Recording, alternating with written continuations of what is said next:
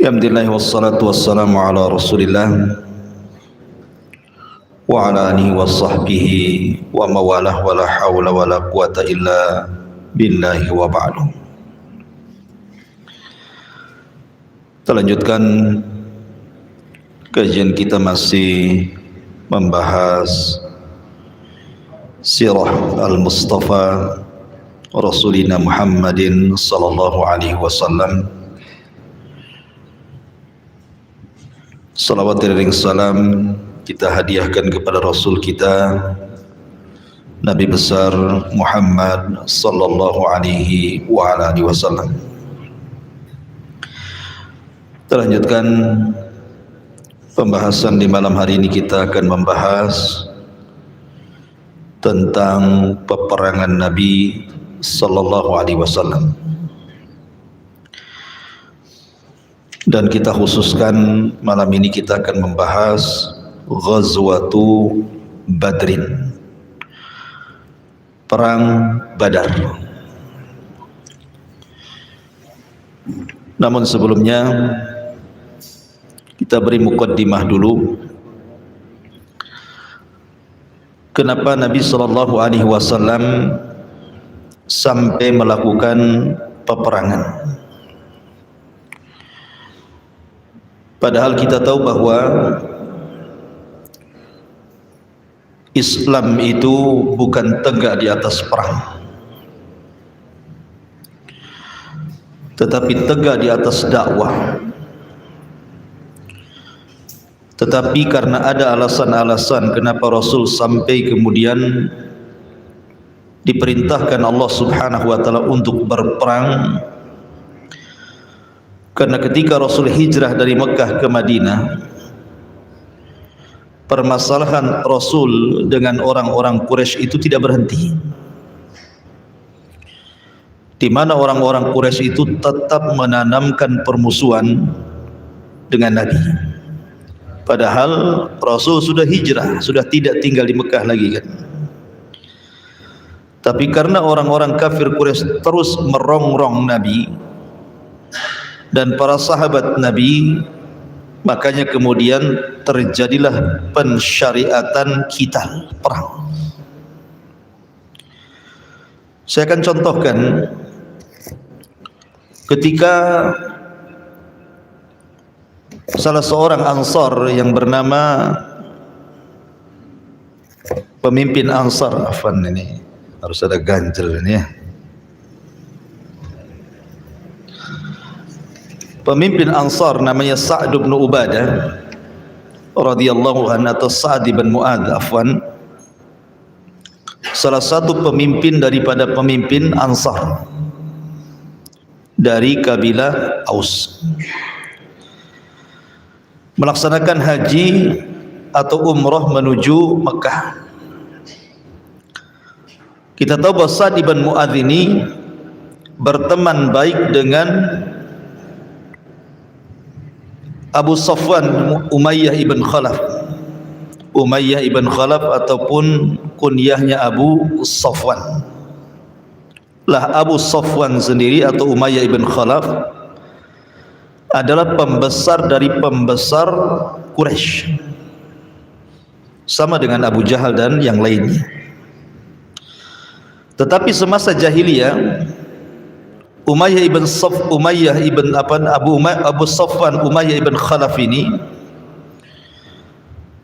apabila berdagang menuju Syam, maka terkadang singgah di rumah pemimpin Ansar namanya Sa'd bin Mu'adz di zaman jahiliyah, sehingga pertemanannya itu masih ada walaupun Sa'd bin Mu'adz sudah masuk Islam.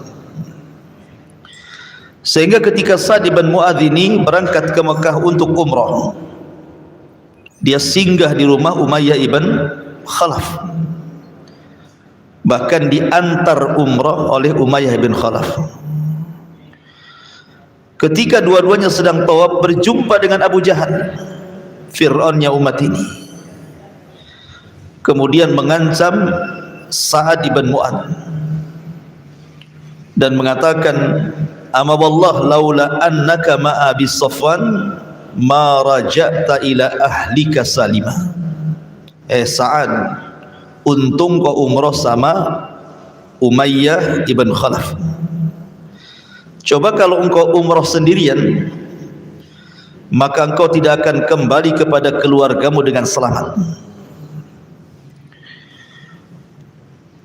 Perkataan Abu Jahal kepada Umayyah ibn Khalaf ini, Abu Safwan ini, ataupun perkataan Abu Jahal kepada Sa'ad bin Mu'adz ini tentu ancaman kepada kaum muslimin.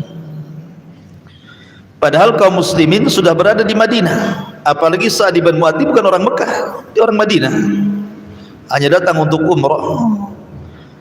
Tapi karena dia masuk Islam, masuk ke agama Nabi SAW, Abu Jahal masih tetap melakukan permusuhan, mengancam orang-orang Madinah yang umrah ke Mekah, diancam nyawanya.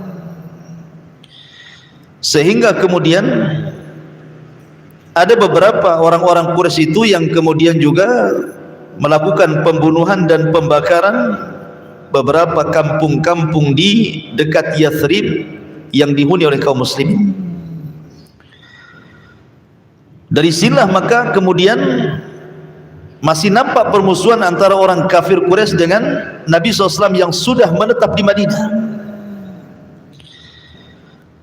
Ditambah-tambah kemudian kaum muslimin mendengar bahwa ada rombongan dagang yang dipimpin oleh Abi Sufyan ibn Harb menuju Syam,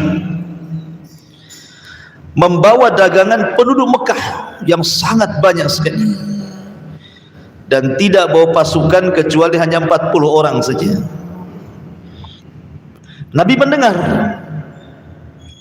maka Nabi SAW kemudian bermusyawarah dengan para sahabat, terutama orang-orang muhajirin, untuk merampas harta Abi Sufyan. Bukan tidak ada alasan, karena ketika para sahabat hijrah dari Mekah ke Madinah, harta mereka kan dirampas orang-orang Quraisy. Rasul ingin mengambil hak kembali. Ingat satu kisah yang ma'ruf dari sahabat namanya Suhaib Ar-Rumi. Suhaib Ar-Rumi ini orang Romawi. Dia hijrah dari Romawi ke Mekah hanya ingin beriman dengan Nabi akhir zaman, karena dia mendengar dari uskup-uskup di sana bahwa akan muncul seorang nabi. Berangkatlah Suhaib Ar-Rumi dari Romawi menuju Mekah, dan belakangan berjumpa dengan Rasul dan masuk Islam. Suhaib Ar-Rumi ini orang kaya, pandai berdagang, lambat laun tinggal di Mekah itu rupanya menjadikan dia orang kaya di Mekah. Ketika dia hijrah dari Mekah ke Madinah, dihadang oleh tentara Quraisy di jalan. Kemudian terjadi perundingan, kalau seandainya Suhaib Ar-Rumi mau menyerahkan seluruh hartanya, dia boleh pergi ke Madinah tanpa membawa harta sedikit pun. Akhirnya kemudian Suhaib Ar-Rumi, daripada nyawanya terancam, diberikan semua kekayaannya kepada orang-orang Quraisy. Akhirnya dia berangkat tanpa harta dari Mekah ke Madinah, padahal orang kaya tuh. Jibril datang kepada Nabi SAW memberitahu bagaimana Suhaib Ar-Rumi sudah mengorbankan hartanya. Ketika sampai saja Suhaib ke Madinah, apa Rasulullah mengatakan? Rabiha bai'u Abi Yahya. Semoga beruntung jual beli wahai Abi Yahya, karena dia menyerahkan seluruh kekayaannya kepada orang-orang Quraisy, dan dia rela berkorban tanpa harta menyusul Rasul hijrah dari Mekah ke Madinah. Dia sudah berjual beli dengan Allah. Makanya Rasul mengatakan Arabiha bai'u Abi Yahya, semoga Allah memberikan keuntungan atas jual beli Abi Yahya, maksudnya Suhaib Ar-Rumi. Dari kisah Suhaib Ar-Rumi ini mengetahui bahwa banyak harta-harta para sahabat dirampas oleh orang-orang kafir Quraisy ini. Makanya ketika Rasul mendengar Abi Sufyan membawa dagangan dari Quraisy dengan dagangan yang sangat banyak, dan pengawalnya tidak banyak, hanya 40 orang, maka Rasul pun mengumpulkan orang-orang muhajirin dan orang-orang ansar. Tujuannya untuk mengambil hak merampas dagangan Abi Sufyan yang sudah diambil sebelumnya harta kaum muslimin oleh orang-orang kafir Quraisy. Inilah penyebab terjadi perang Badar. Penyebab kenapa sampai terjadi perang Badar karena ini. Abi Sufyan ini sebelum masuk Islam tentunya ya. Nanti Abi Sufyan kan belakangan masuk Islam juga, tapi jauh hari setelah Fatu Mekah. Abi Sufyan ini orang cerdas.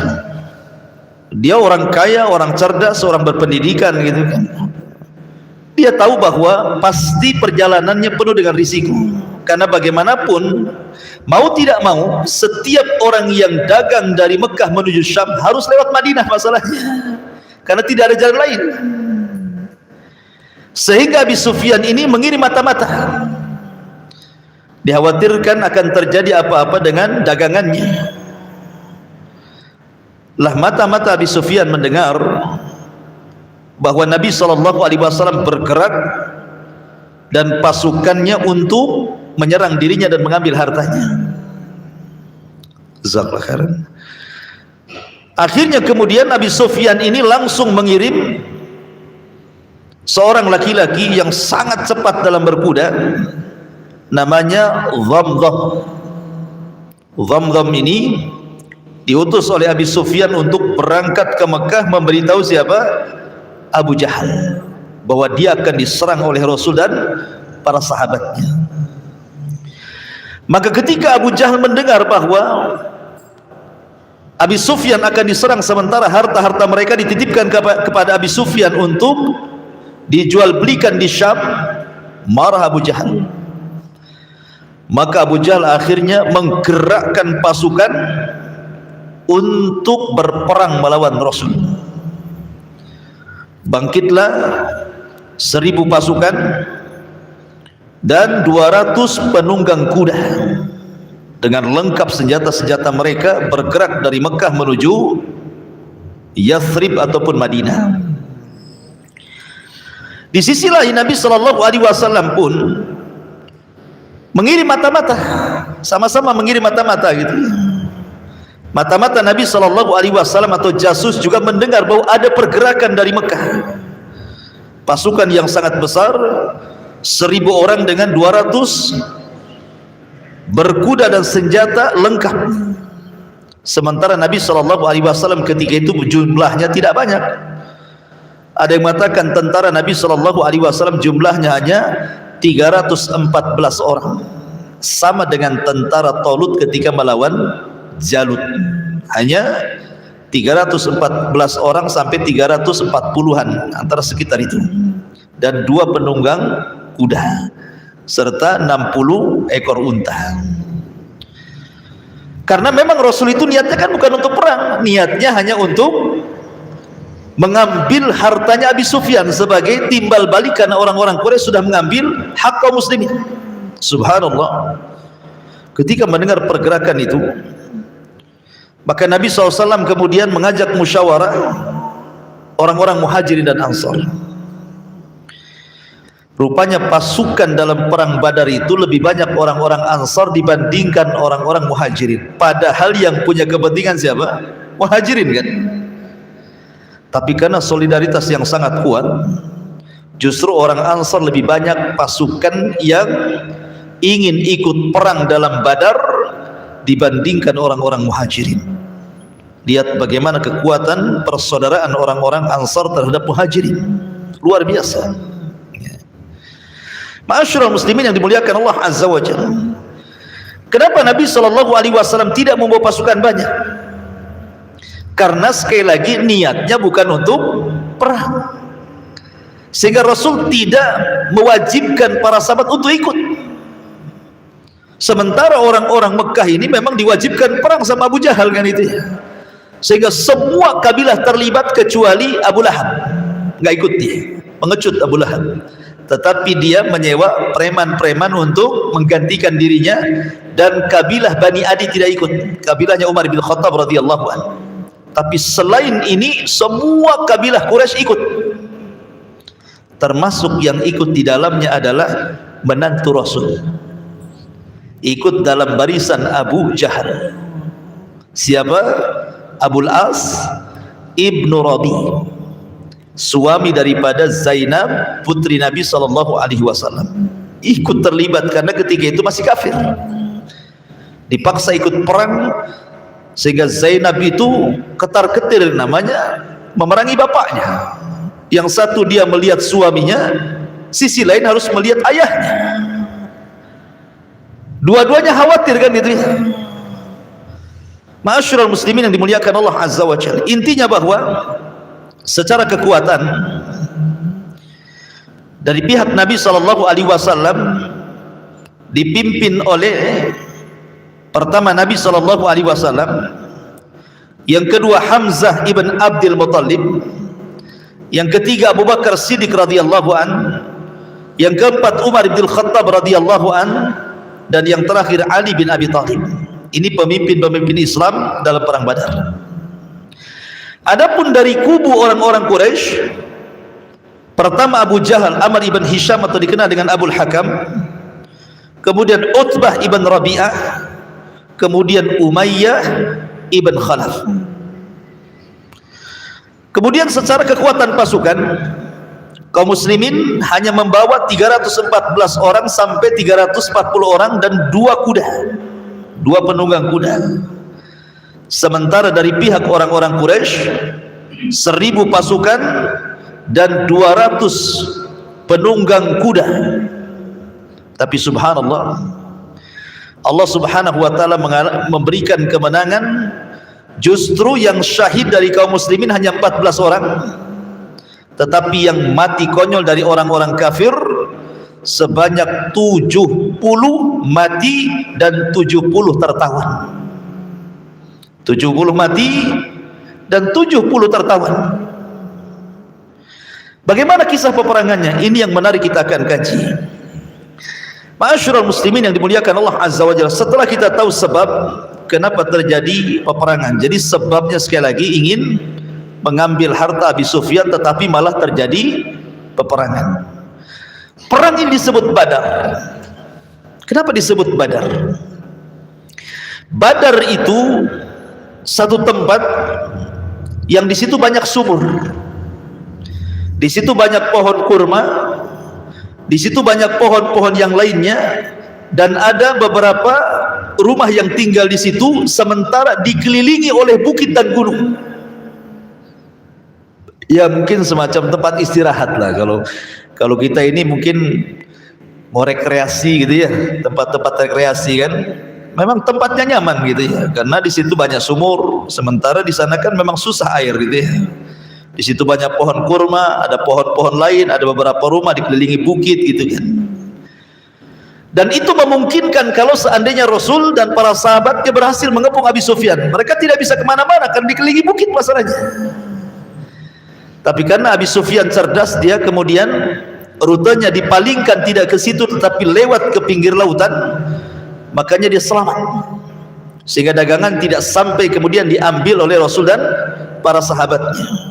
Yang ada kemudian datang pasukan dari Mekah yang dipimpin oleh Abu Jahal. Nabi SAW sebelum perang bermusyawarah dengan para sahabatnya. Di antaranya adalah Nabi SAW meminta pendapat orang-orang Ansar, karena kalau orang Muhajirin itu kan tidak perlu diragukan lagi kesetiaannya kan.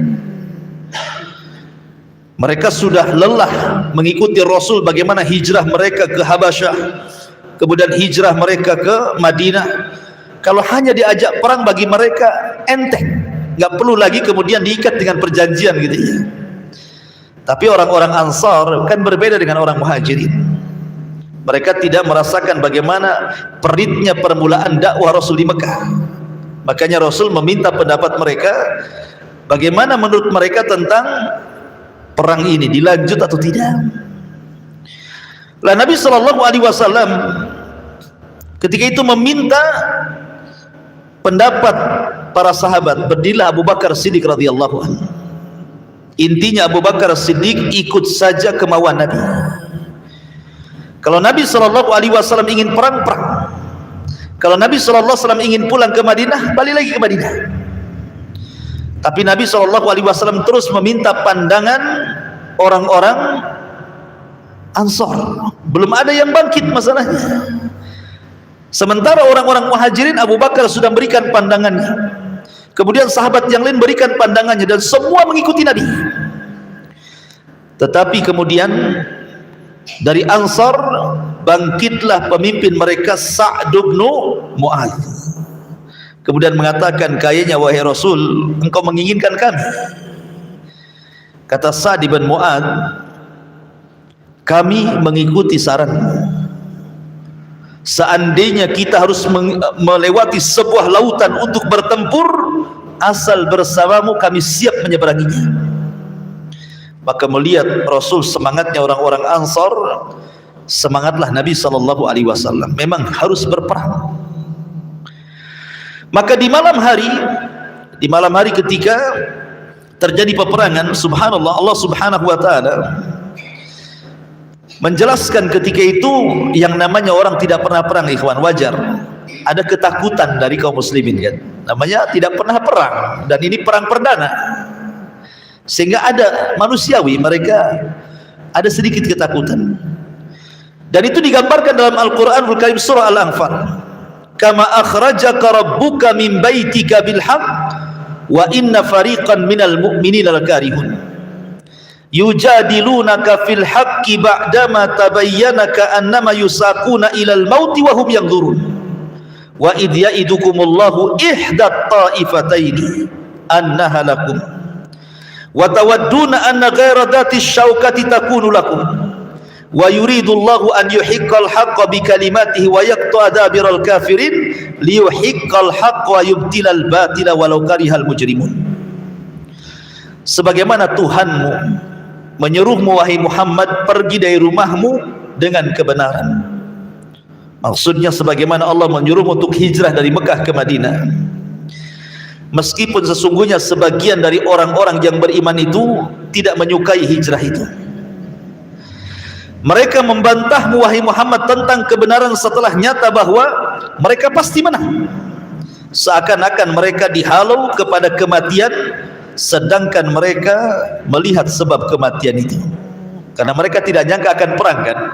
Diajak untuk merampas harta Abi Sufyan, tahu-tahu dihadapkan dengan peperangan. Dan ingatlah ketika Allah menjanjikan kepadamu wahai Muhammad bahwa salah satu dari dua golongan yang kamu hadapi adalah untukmu, ini kemenangan. Sedang kamu menginginkan bahwa yang tidak mempunyai kekuatan, senjatalah untukmu. Tetapi Allah hendak membenarkan yang benar dengan ayat-ayatnya dan memusnahkan orang-orang kafir sampai ke akar-akarnya, agar Allah memperkuat yang hak Islam dan menghilangkan yang batil kesyirikan, walaupun orang-orang yang berdosa, orang musyrik itu tidak menyukainya. Ayat ini menggambarkan ada sedikit ketakutan para sahabat, seolah-olah Pak digiring kepada kematian. Ini kami jumlah cuma 314, yang dihadapi 1000 orang.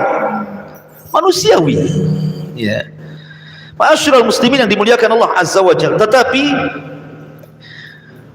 ketika di malam hari besoknya terjadi peperangan, tiba-tiba kemudian hujan yang tidak pernah ada hujan. Dan subhanallah, para sahabat bisa tidur dengan nyenyak malam itu. Coba kalau seandainya antum ada masalah berat gitu ya, saya kira antum tidak akan bisa tidur kan. Tetapi Allah Subhanahu wa taala buat mereka tidur dengan nyenyak, seolah-olah mereka ditenangkan hatinya, dan besok bangun itu sudah segar gitu ya. Tetapi Nabi SAW malam itu tidak tidur. Nabi SAW bersama Abu Bakar Siddiq radhiyallahu anhu berdoa kepada Allah Subhanahu wa taala, yang doanya ma'ruf. Salah satu penggalan doa Rasul, Allahumma intahlik hadhil isabah al-yawma la tu'bad abada. Ya Rabb, kalau kau hancurkan kelompok yang sedikit 314 orang ini dengan jumlah musuh 1000 lebih, engkau tidak akan ada lagi yang menyembah di permukaan bumi ini. Allahumma in syi'ta lam tu'bad ba'dal yawm abada. Dalam riwayat, ya Allah, kalau engkau mau, kau tidak akan disembah lagi setelah hari ini, kalau kau hancurkan kelompok kami yang sedikit ini. Tiba-tiba kemudian Nabi SAW diperlihatkan 1000 malaikat malam itu turun dari langit, dipimpin Jibril, dan itu disebutkan dalam surah Al-Anfal. Allah Subhanahu wa taala berfirman, "Id tastaghitsuna rabbakum fastajaba lakum anni mumiddukum bi alfin minal malaikati murdifin." Ingatlah ketika kamu memohon pertolongan kepada Tuhan, wahai Muhammad, lalu Allah ijabah pertolonganmu. Sesungguhnya aku akan mendatangkan bala bantuan kepadamu dengan 1000 malaikat yang datang berturut-turut. Jadi malam itu Rasul diperlihatkan Jibril turun dan 1000 malaikat. Kemudian Rasul mengatakan kepada Abu Bakar, "Absyir ya Abu Bakar, berbahagialah Abu Bakar, kita akan menang perang." Apakah Allah Subhanahu wa taala akan mengirim 1000 malaikat saja? Ternyata tidak. Perhatikan dalam surah Al-Imran. Surah Al-Imran, Allah Subhanahu wa taala berfirman, "Id taqulu lil mu'minin alan yakfiyakum an yumiddakum rabbukum bi salasati alafin minal malaikati munzalin." Ingatlah ketika engkau Muhammad mengatakan kepada orang-orang yang beriman, apakah tidak cukup bagi kalian bahwa Allah membantu kalian dengan 3000 malaikat yang turun dari langit? Dalam surah Al-Anfal 1000.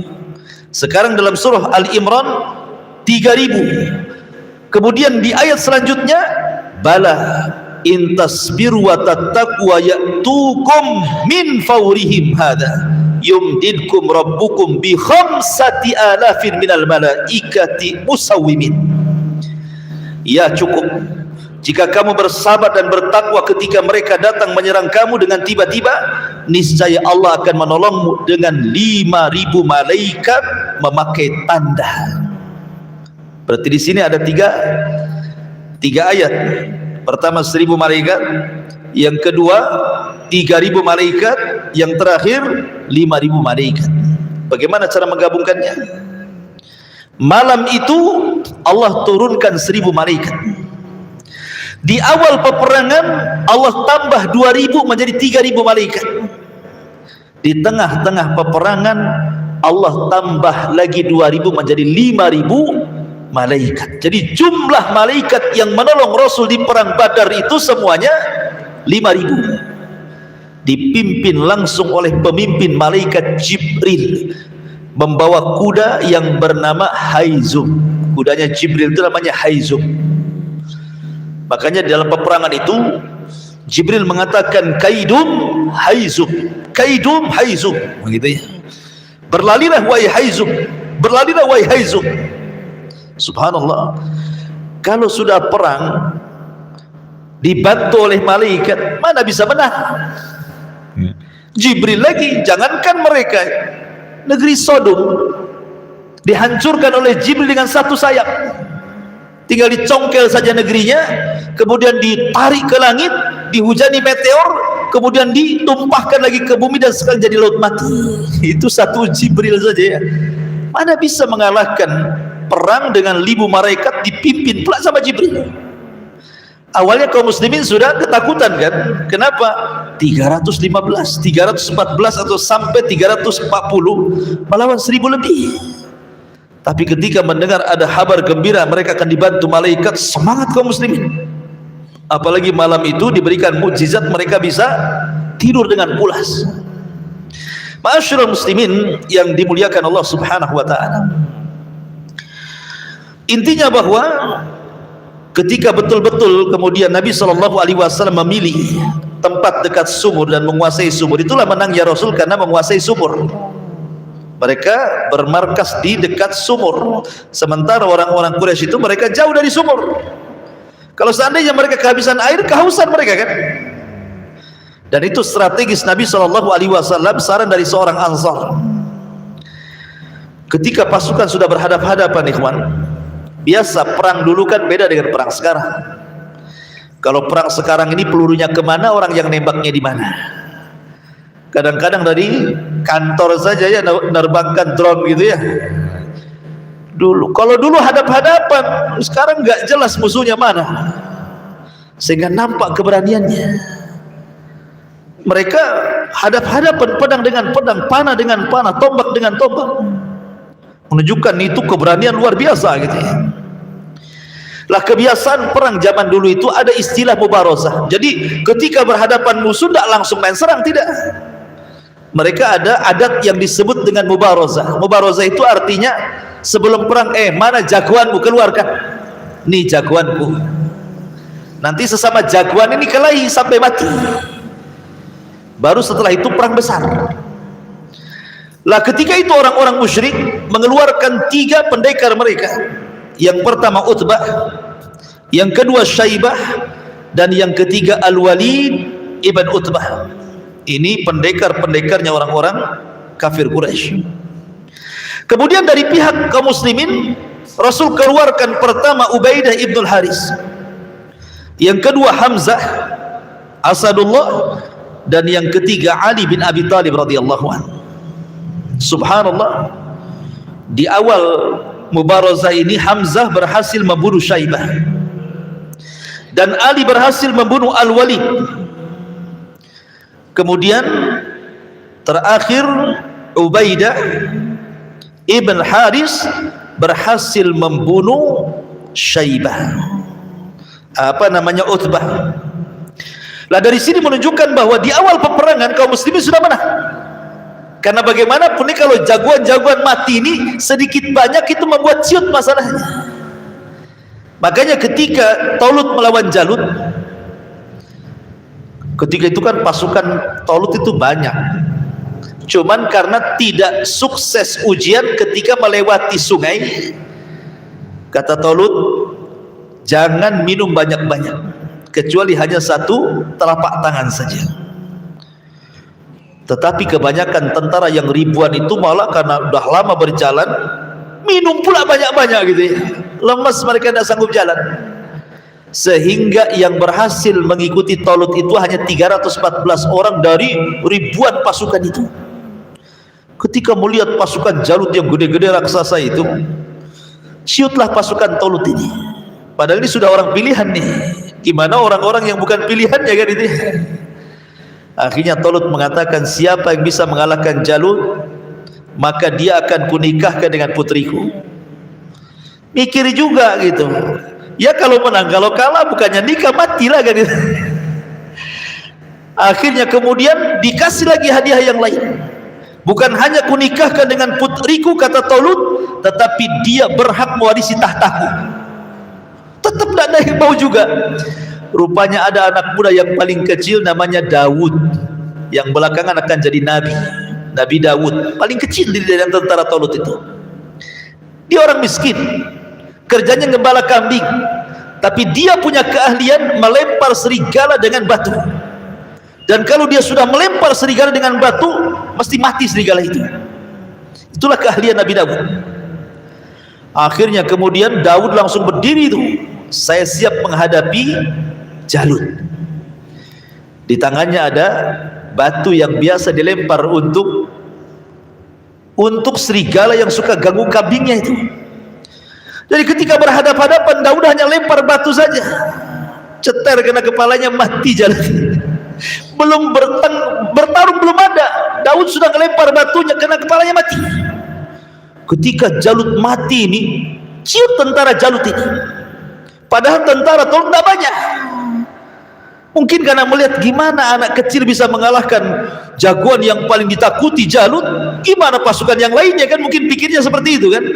Makanya kemudian Allah menangkan tentara Talut dan berhasil mengalahkan Jalut hanya dengan membawa 314 orang saja.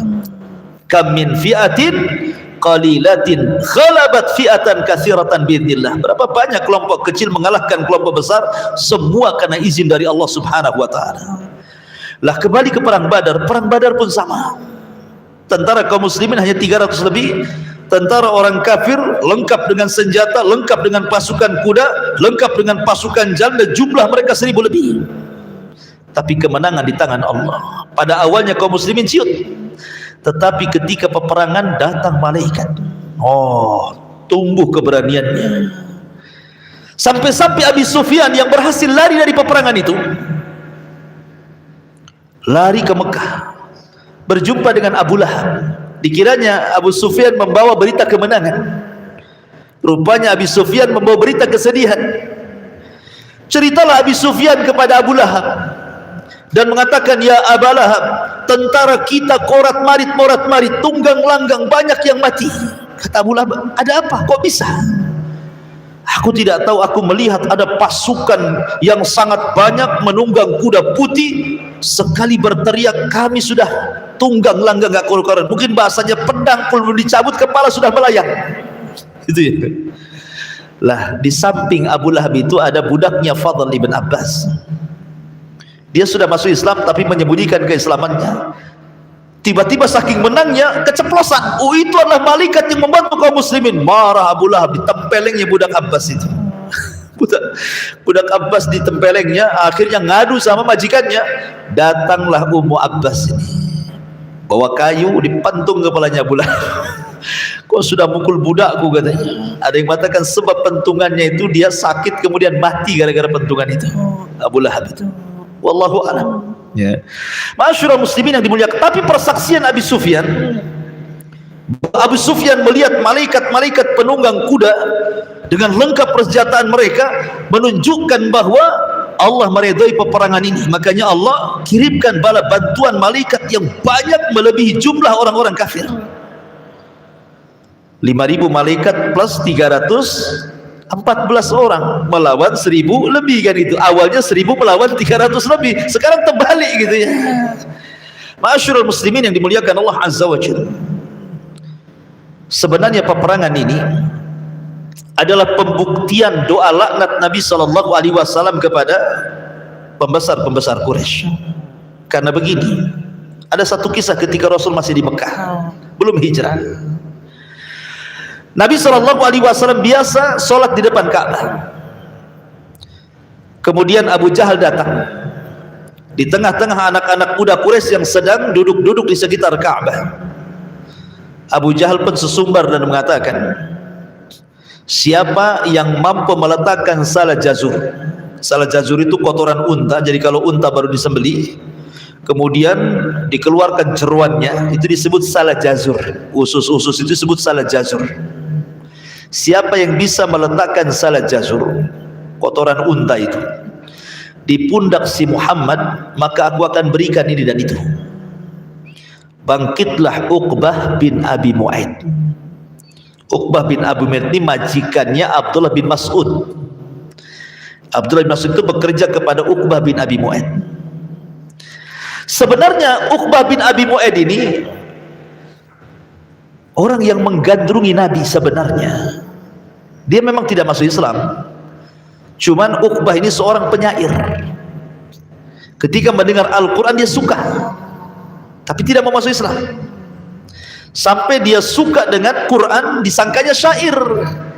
Karena kan Rasul membaca Quran itu disangka syair oleh orang itu. Kok bahasanya tinggi sekali gitu ya. Sehingga Uqbah itu tertarik. Akhirnya mengidolakan Nabi SAW, tapi tidak mau masuk Islam. Hanya mengidolakan saja. Sama lah orang sekarang mengidolakan petinju, mengidolakan pemain bola walaupun orang kafir gitu ya. Jadi dia ingin menghormati Nabi. Dibuatlah makanan di rumahnya, kemudian Rasul diundang. Datang Rasul. Maunya Uqbah itu menjamu Rasul supaya makan, supaya terkesan gitu ya. Rupanya Rasul tidak mau makan, minum pun tak mau. Dan itu aib seorang tamu tidak mau makan, tidak mau minum, malu tuan rumah itu kan. Sehingga bertanya, wahai Muhammad, kenapa kau tidak mau makan, tidak mau minum? Ini makanan enak, minuman enak, kami hendak memuliakan dirimu. Tapi Rasul mengatakan, tidak wahai Uqbah, engkau seorang musyrik. Kalau makananmu ingin ku makan, bersyahadatlah, nanti ku makan semua. Pada awalnya Uqbah bin Abi Mu'aid nggak mau, tapi karena terpaksa supaya Rasul mau makan, akhirnya dia bersyahadat. Asyhadu an la ilaha illallah wa asyhadu anna Muhammadar Rasulullah. Bukan ingin masuk Islam, tidak, hanya ingin supaya Rasul makan gitu saja. Akhirnya Rasul makan, ada masuk Islam dia. Dia tidak paham konsekuensi dari dua kalimat syahadat di Uqbah ini. Kedengaran sama kawan CS-nya namanya Umayyah ibn Khalaf. Datang Umayyah bin Khalaf, dan mengatakan, ya Uqbah, engkau bukan golongan kami karena engkau sudah mengucapkan syahadat. Kata Uqbah, ya Umayyah, aku mengucap syahadat bukan karena ingin masuk kepada agama Muhammad, tidak. Kemudian diceritakan kronologisnya. Tapi Umayyah mengatakan, aku enggak percaya. Yang jelas kita sudah tidak ada hubungan, jangan pernah gabung bersama kami. Lihat bagaimana teman teman yang jahat ini dia. Hati-hati kalau berkawan itu. Akhirnya kemudian kata Uqbah, lalu bagaimana caranya biar aku bisa ikut geng kamu lagi? Kata Umayyah, kalau engkau ingin diakui geng kita, kau harus menghina dan merendahkan Muhammad. Kembali ke kisah Abu Jahal. Makanya ketika Abu Jahal mengatakan, siapa yang bisa meletakkan salah jazur di pundak si Muhammad, aku akan berikan yang itu. Di sini ada kesempatan Uqbah bin Abi Mu'aid ingin menghina Rasul supaya Umayyah ibn Khalaf mengakui lagi sebagai kawannya. Ini kawan ini kayak gitu ya. Sahibus kawan yang jelek ini kadang-kadang seperti ini. Orang sudah dapat hidayah ditarik lagi kepada kekufuran. Dicarinya sama dia usus-usus unta yang baru disembelihkan masih berdarah-darah tuh. Dapat pula dia. Dibawanya kemudian betul-betul ketika Rasul sedang sujud, diletakkan tuh salah jazur di pundak Rasul sallallahu alaihi wasallam. Ada bayangkan, masih penuh dengan kotoran darah gitu di pundak Nabi SAW, dan Rasul tidak bangkit dari sujudnya kecuali setelah datang putrinya Fatimah bintu Rasulullah SAW. Sama Fatimah dibersihkanlah punggungnya bapaknya itu, sampai ketika sudah tidak ada lagi kotoran di pundaknya, Rasul bangkit dari sujud kemudian menyelesaikan salatnya. Fatimah menangis. Kemudian Fatimah mengatakan kepada abinya Rasul kita Muhammad SAW, ya abati ud'u ila haula, doakan kepada mereka kecelakaan, laknat mereka. Jadi Fatimah minta bapaknya melaknat mereka. Akhirnya Nabi SAW menuruti kata-kata Fatimah dan menyebutkan satu persatu orang yang menghinanya. Allahumma al'an Abu Jahal, Allahumma al'an Uqbah, Allahumma al'an Umayyah, Allahumma, dilaknat semuanya yang hadir di situ. Ingat, doa orang yang dizalimi pasti mustajab. Ini kan dizalimi, Rasul dizalimi. Jangankan Rasul, antum saja dizalimi, mustajab doa antum. Wala tahsabannallahu ghafilan amma ya'malu zalimun. Jangan kau sangka Allah diam dan lalai terhadap orang-orang yang zalim itu. Tidak. Allah itu pasti berdiri bersama orang-orang dizalimi, walaupun yang dizalimi orang kafir. Apalagi yang dizalimi Nabi. Subhanallah, doa Nabi mustajab. Kapan Allah ijabah doanya? Di perang Badar. Semua yang menghina Rasul kala itu, sampai Uqbah bin Abi Mu'aid kemudian meletakkan salah jazur ketika Rasul sujud, semua mati di perang Badar, dan matinya mengenaskan. Termasuk Uqbah bin Abi Mu'aid tertangkap sebagai tawanan, kemudian dia disalib di pohon, kemudian dia pun dirajam di pohon itu, dan dia orang yang pertama disalib dalam Islam karena dia menghina Nabi SAW. Ma'asyiral muslimin yang dimuliakan Allah Azza wa Jalla. Jadi intinya bahwa perang Badar ini perang kekalahan orang-orang musyrik. Kenapa? Karena semua pembesarnya mati di situ, kecuali Abi Sufyan masih hidup dia karena bisa lari. Makanya Abi Sufyan inilah yang membalas dendam kekalahan di perang Badar. Terjadilah perang Uhud, dan betul-betul kaum muslimin kalah di perang Uhud ini. Wa tilkal ayyam nudawiluha bainan nas. Terkadang hari itu diputar, kadang menang, kadang kalah, wajar.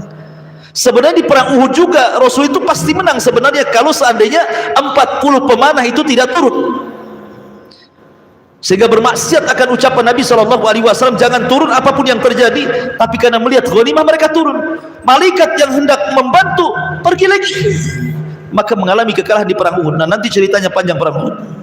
Kita kembali ke perang Badar. Intinya bahwa perang Badar ini dimenangkan salah satunya karena juga Rasul dizalimi orang-orang itu, dan Rasul mendoakan laknat dan Allah ijabah di perang Badar. Taib. Kematian pemimpin orang-orang kafir Quraisy siapa? Abu Jahal. Abu Jahal ini mati dihinakan karena dibunuh oleh anak kecil. Seorang jenderal dibunuh sama anak kecil. Siapa yang membunuh Abu Jahal? Dua anak kecil, namanya Mu'adz dan Mu'awwadz. Kedua-duanya putra Afra, anak remaja, belum terlatih perang, ya usianya 15-16 tahun. Sementara Abu Jahal dikenal jenderal, pemimpin perang. Ketika Mu'adz dan Mu'awwadz ini ikut terlibat dalam perang, dia berjumpa dengan Abdurrahman ibn Auf radhiyallahu anhu. Kemudian kata Mu'adz dan Mu'awwadz ini, wahai ammi, mana yang namanya Abu Jahal itu? Karena kan gak kenal Abu Jahal siapa, anak kecil ini kan, ketemu aja tidak pernah. Yang mana satu yang namanya Abu Jahal itu? Kata Abdurrahman bin Auf, kamu lihat orang itu yang ada tanda di kepalanya, itulah Abu Jahal, katanya. Akhirnya dua remaja ini langsung mendekati Abu Jahal dan langsung dua-duanya memukulkan pedang. Mati Abu Jahal di tangan dua remaja ini, Mu'adz dan Mu'awwadz, dan dua-duanya putra Afra. Dan ini sebuah kehinaan Iwan dalam peperangan. Masa seorang jenderal kalah sama anak-anak gitu kan, terhina gitu ya. Harusnya jenderal lawan jenderal lah kan itu. Masa jenderal lawan sama anak-anak, kalah pula kan itu. Itu menunjukkan kehinaan dalam sebuah peperangan. Dihinakan oleh Allah Subhanahu wa taala Abu Jahal, dan ini bukti ijabah doa Nabi sallallahu alaihi wasallam ketika melaknat Abu Jahal, ketika menyuruh Uqbah untuk meletakkan salah jajur di pundak Rasul saat sujud. Ma'asyiral muslimin yang dimuliakan Allah Subhanahu wa taala, maka akhirnya terjadilah perang Badar yang luar biasa, dan Allah Subhanahu wa taala menangkan dalam perang ini sehingga berhasil membunuh orang kafir 70 orang mati konyol, kemudian yang 70-nya tertawan. Tapi orang-orang yang beriman tidak banyak, hanya 14 orang saja yang mati syahid. Lalu apa yang terjadi setelah penawanan yang 70 orang ini? Celakanya lagi, dari 70 orang yang ditawan ini kembali bahwa menantu Rasul ada di situ ketahuan. Abul As ibn Rabi ikut tertawan. Ya. Tapi Zainab di Mekah mendengar Rasul ayahnya menang, senang dia. Cuma satu sisi suaminya ketahuan gitu ya, sedih lagi kan itu. Apalagi ketika itu Nabi Shallallahu Alaihi Wasallam meminta pendapat para sahabat. Di situ ada Abu Bakar, di situ ada Umar, di situ ada Abdullah ibn Rawaha. Bagaimana cara memperlakukan kita dengan tawanan ini? Katanya Abu Bakar, ya Rasul, di antara tawanan-tawanan itu kan masih ada kerabat kita. Sebaiknya jangan dibunuh, ditebus saja. Umar beda lagi, Rasul, nggak ada hubungan kita dengan mereka, karena mereka sudah memerangi Allah dan Rasulnya, penggal leher mereka. Abdullah ibn Rawaha berpendapat juga, sebaiknya kita bawa saja tawan ini ke atas gunung, kita bakar semua sampai mati. Jadi antara Umar dengan Abu Ubaidah setuju dibunuh, tapi dengan cara yang berbeda gitu ya, kecuali Abu Bakar lembut. Makanya kemudian Nabi SAW tidak menjawab, cuma Nabi SAW memuji Abu Bakar, Umar dan Abdullah ibn Rawaha. Apa kata Nabi SAW kepada Abu Bakar? Adapun engkau wahai Abu Bakar, engkau seperti Nabi Ibrahim, di mana Nabi Ibrahim itu mengatakan di dalam Al-Quranul Karim tentang pujian kepada bapaknya. Ibrahim itu kan mendoakan bapaknya untuk diampuni dosanya kan, tapi Allah tolak setelah tahu bahwa bapaknya mati kafir. Artinya bahwa Ibrahim itu ada kelembutan untuk memaafkan kan. Makanya kemudian Rasul mengatakan, Abu Bakar engkau seperti Ibrahim, Umar kau seperti Nuh. Kenapa Nuh? Karena Nuh mendoakan kecelakaan dan mengatakan Rabbi la tadar alal kafirina minal ardi dayyara. Ya Rabb, jangan kau sisakan jiwa orang kafir kecuali kau binasakan. Kamu seperti Nuh, kamu seperti Ibrahim, kata Nabi kan. Tapi kemudian belakangan ide Abu Bakar yang diambil oleh Rasul, walaupun sebenarnya ide Umar dikuatkan oleh wahyu. Turun ayat, maka nalin nabi, tidak layak bagi nabi itu an yakuna asra, untuk memiliki tawanan. Tidak boleh bagi nabi itu punya tawanan. Maknanya bahwa harus dibunuh semuanya gitu ya. Jadi Allah menguatkan pendapat Umar, tetapi Rasul memilih pendapat Abu Bakar, karena penguat Al-Quran ini belakangan setelah Rasul mengambil pendapat Abu Bakar masalahnya. Ketika itu kemudian Nabi SAW membuat peraturan pertama, tebusan. Kalau bisa nebus, tebus. Kalau tidak bisa ditebus, 2. Kalau dia bisa baca tulis, maka mereka harus mengajari anak-anak kaum muslimin baca dan tulis. Kalau mereka tidak bisa baca tulis dan tidak bisa ditebus, jadi budak dia. Maka berbondong-bondonglah dari Mekah itu bawa tebusan. Masalahnya Zainab bukan orang kaya, sementara Abul As ibn Rabi sendiri tidak ada yang membantu dari Quraisy, karena tahu bahwa istrinya adalah anak Rasul. Akhirnya Zainab hanya bisa pasrah. Tapi dia melihat kalung yang dihadiahkan oleh Khadijah saat pernikahan dia dengan Abil As, dia titip kepada adiknya, kalung itu tolong sampaikan kepada bapakku, maksudnya Rasulullah, aku hanya bisa menebus suamiku dengan ini. Berangkat adiknya Abul As ibn Rabi ke Madinah, kemudian menemui sahabat dan mengatakan, sampaikan kepada Rasul, ini tebusan untuk Abul As ibn Rabi. Dibawalah oleh Rasul ke sahabat di hadapan Rasul, ya Rasulullah, ada tebusan untuk Abul As ibn Rabi. Kaget, kenapa? Karena istrinya anaknya. Kemudian Rasulullah SAW paham Zainab tidak bisa nebus, dia nggak punya duit, sehingga Rasul bertanya, mana tebusannya? Kemudian diambillah satu kresek, mungkin bahasa kita gini, satu kantong. Ketika diambil isi kantong itu rupanya kalung. Rasulullah SAW tahu itu kalung siapa? Itu kalung istrinya Khadijah, yang dihadiahkan kepada Zainab waktu menikah dengan Abul As ibn Rabi. Sehingga Sallallahu Alaihi Wasallam teringat lagi dengan Khadijah, istri yang dicintainya. 1 tahun Rasul sedih, makanya tahun kematian Khadijah disebut Abul Hazni, tahun kesedihan. Jadi Rasul tiba-tiba menangis. Dia teringat dengan Khadijah, teringat dengan Zainab. Sehingga sahabat kemudian bertanya, ada apa dengan engkau wahai Rasul? Kenapa kau menangis? Maka Nabi SAW kemudian memberitahu kalung yang di tangannya. Tahukah apa ini? Sahabat mengatakan, itu kalung wahai Rasul. Ya, tahukah sejarahnya? Hadzal iqdu, kata Rasulullah, ahdat Khadijah li Zainab yauma zafafiha. Ini kalung, kata Rasulullah, Khadijah menghadiahkan kepada Zainab saat dia menikah dengan Abul As ibn Rabi. In syi'tum, kata Rasul, kalau kalian mau, saya tidak memaksa kalian, kalau kalian mau, kembalikan kalung ini kepada Khadijah, lepaskan suaminya, kalau kalian mau. Rasul tidak memaksa para sahabat, tapi kalau enggak mau, ya enggak usah dilepaskan. Kalau memang seimbang tebusannya, kembalikan. Kalau tidak seimbang, minta tambah. Tapi tentu tidak mungkin para sahabat tega dengan anaknya Rasul, kan begitu. Maka sahabat mengatakan, terserah anda wahai Rasul.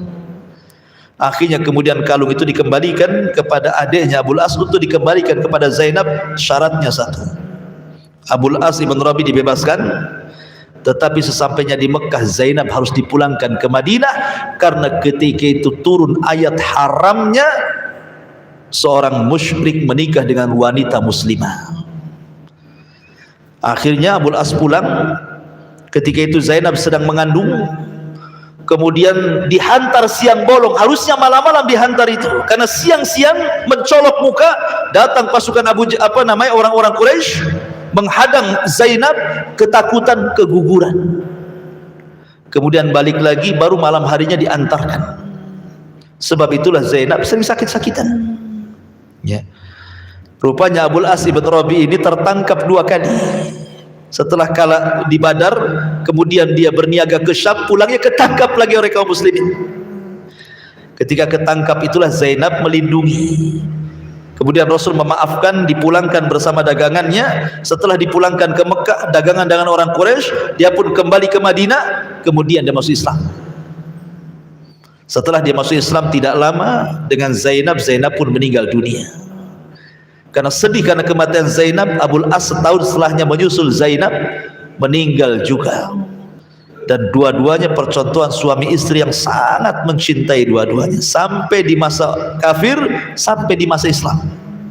Dan di sini ada faedah fikih bahwa kalau dulu ada orang kafir yang menikah, anggaplah bukan orang ahli kitab, orang Hindu kah, orang Buddha, sudah menikah, kemudian dua-duanya masuk Islam, tidak perlu ada pernikahan baru, sudah dianggap sah. Dalilnya di sini Abul As dengan Zainab kan. Abul As musyrik.